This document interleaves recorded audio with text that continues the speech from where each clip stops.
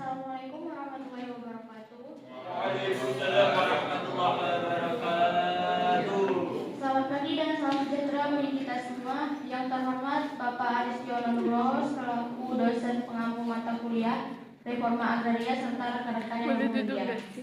Perkenalkan, saya Evelia Sitiva yang akan bertugas sebagai moderator pada diskusi sesi ketiga dengan penyaji Nabil Yunusir Dovir, pembahas 1 Safira Tuasa Salsabila, pembahas 2 Intan Nuraini, dan juru kamera Alia Mahdatu Bakri.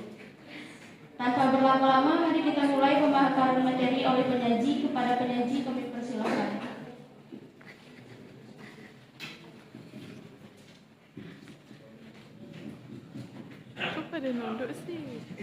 Langsung saja saya ingin menyampaikan 5 poin materi penting materi P3 secara singkat.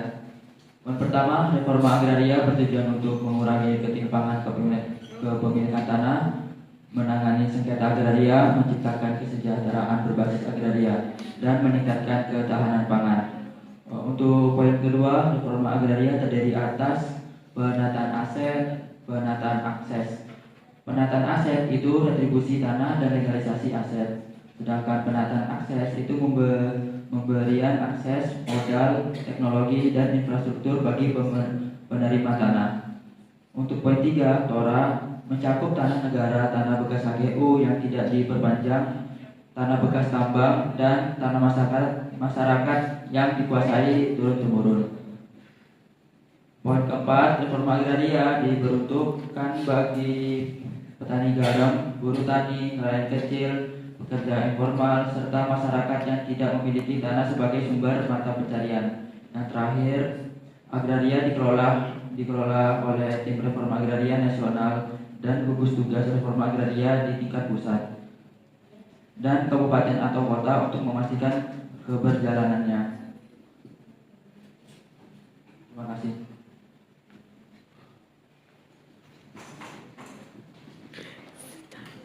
Terima kasih kepada penyaji atas pemaparannya. Selanjutnya kita beralih kepada pembahas 1 untuk memberikan tanggapan atau komentar. Kepada pembahas 1 kami persilakan. Baik, menanggapi penyaji terkait poin nomor 4, reforma agraria diperuntukkan bagi petani gurem, buruh tani, dan masyarakat miskin yang tidak memiliki tanah. Namun, dalam realitasnya banyak kelompok ini yang belum mendapatkan manfaat secara langsung akibat kendala administrasi dan konflik agraria. Menurut penyaji, bagaimana pemerintah memastikan bahwa tanah yang diberikan kepada masyarakat miskin dapat dimanfaatkan secara produktif, terutama jika penerima tidak memiliki modal atau teknologi yang memadai. Oke, sekarang pembahas 2. Kembalikan kepada Terima kasih kepada pembahas 1. Selanjutnya kepada pembahas 2 untuk memberikan tanggapan atau komentar.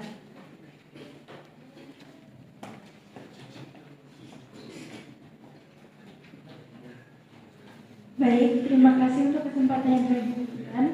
Di sini saya akan menanggapi pada poin pertama yang disampaikan oleh penyaji. Reforma agraria memang bertujuan untuk mengatasi ketimpangan kepemilikan tanah dan meningkatkan kesejahteraan. Namun, implementasinya sering menghadapi berbagai kendala. Beberapa tantangan yang muncul seperti lemahnya penegakan hukum terhadap kepemilikan tanah ilegal, birokrasi yang kompleks dalam redistribusi tanah, serta resistensi dari kelompok yang memiliki kepentingan atas lahan tersebut. Selain itu, efektivitas reforma agraria dalam meningkatkan ketahanan pangan juga masih diperdebatkan, terutama jika tidak diimbangi dengan program pendukung seperti akses terhadap modal, teknologi pertanian, dan infrastruktur. Kemudian di sini saya mengajukan pertanyaan, apa tantangan terbesar dalam memastikan bahwa tanah yang telah didistribusikan tetap produktif dan tidak kembali dikuasai oleh pemilik modal besar? Sekian dari saya kembalikan ke moderator.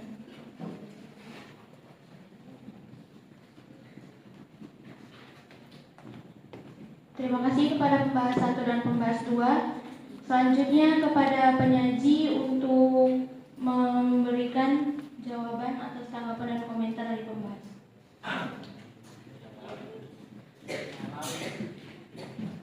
Terima kasih atas tanggapannya kepada pembahasan 1 dan pembahas 2. Pembahas 1 tadi pemerintah memastikan bahwa tanah yang diberikan kepada masyarakat miskin dapat dimanfaatkan secara produktif, terutama jika penerima tidak memiliki modal atau teknologi yang memadai. Menurut saya, pemerintah dapat memastikan bahwa tanah yang diberikan kepada masyarakat miskin dapat dimanfaatkan secara produktif dengan memberikan akses terhadap modal, teknologi, dan infrastruktur pendukung.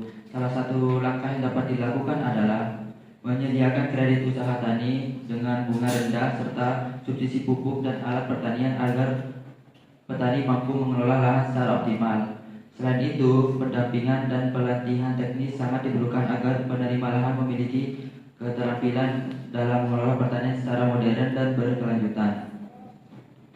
Untuk pembahas 2 tadi, tantangan terbesar dalam memastikan bahwa tanah yang telah didistribusikan tetap produktif dan tidak kembali dikuasai oleh pemilik modal besar.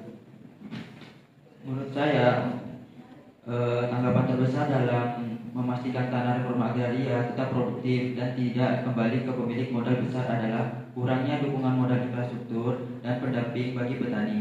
Tanpa akses keuangan dan teknologi pertanian, banyak petani kesulitan mengelola tanah secara optimal. Selain itu, lemahnya pengawasan dan regulasi memungkinkan spekulasi tanah dan alih fungsi lahan, sehingga tanah yang telah diberikan berisiko kembali dikuasai oleh pemilik modal besar. Untuk mengatasi masalah ini diperlukan kredit pertanian yang terjangkau, pembangunan infrastruktur pendamping, agribisnis, serta penegak hukum yang ketat guna melindungi hak petani.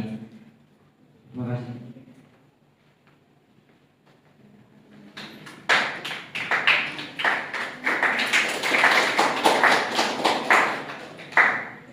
Baik, kita telah sampai di penghujung acara. Terima kasih kepada penyaji dan pembahas atas pemaparan dan tanggapannya, dan terima kasih kepada rekan-rekan sekalian yang telah mendengarkan.